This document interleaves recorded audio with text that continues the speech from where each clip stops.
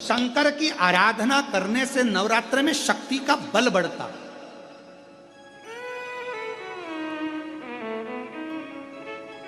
शक्ति का बल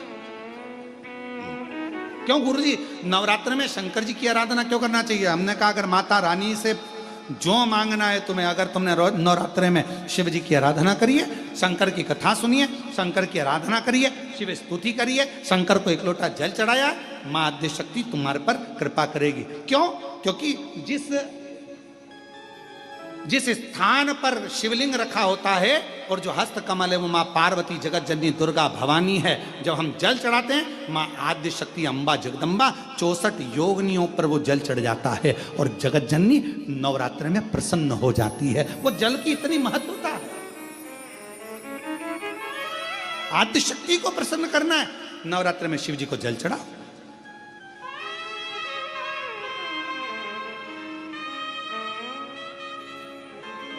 कोई बेटा बेटी है,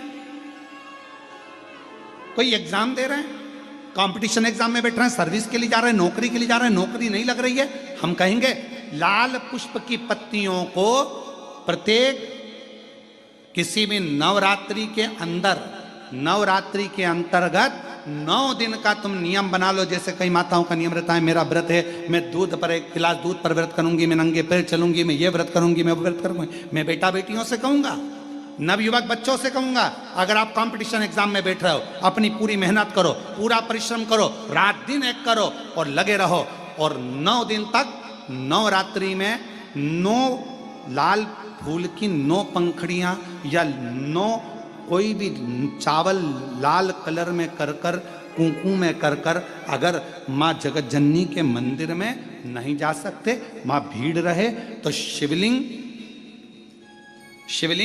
की जो जलाधारी है, जहां पानी गोल घूमता है, इस जलाधारी पर कहीं पर भी नवरात्रे में 9 दिन तक या तो लाल फूल की पंखड़ी 9 या 9 चावल के दाने लाल कलर कर कुंकू में, लाल चंदन में उस स्थान पर चढ़ाना प्रारंभ करो। 9 दिन के बाद तुम्हें 15 दिन और निकलेंगे, उसके बाद तुम्हें खुद लगेगा कि तुम्हारी जॉब, तुम्हारी नौकरी तुम्हारा बाबा ने लगाया है। शक्ति का बल, परिश्रम जरूर करना, मेहनत जरूर करना, रात दिन पढ़ाई एक साथ करना और अपने परिश्रम को नहीं छोड़ना। मेहनत जरूर करो पर साथ में ये प्रयोग भी करो नवरात्रि का। देखो शिव और शक्ति का बल तुम्हें प्रसन्नता देता है कि नहीं देता? शिव शक्ति का बल हमें प्रसन्नता देता है कि नहीं देता?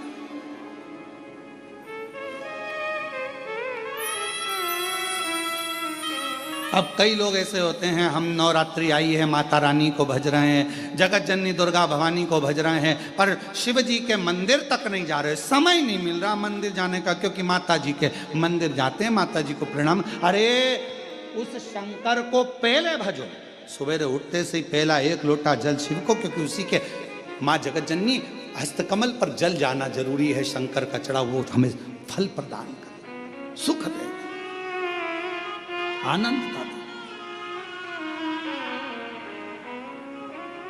और महादेव नमन चरणों में स्वीकार कीजिए, सबका किया है मेरा भी उद्धार कीजिए, उद्धार कीजिए। हे त्रिपुंडधारी, हे त्रिशूलधारी, हे त्रिपुंडधारी, हे त्रिशूलधारी। आप भजो। अब देखिए कई लोग कहते हैं प्रश्न करने वाले पीछे नहीं हटते महाराज, बहुत प्रश्न करते हैं और प्रश्न कर पूछते हैं गुरुजी ये कलश के ऊपर आम के पत्ते क्यों लगते हैं? उसका उत्तर है, ध्यान दीजिए। प्रश्न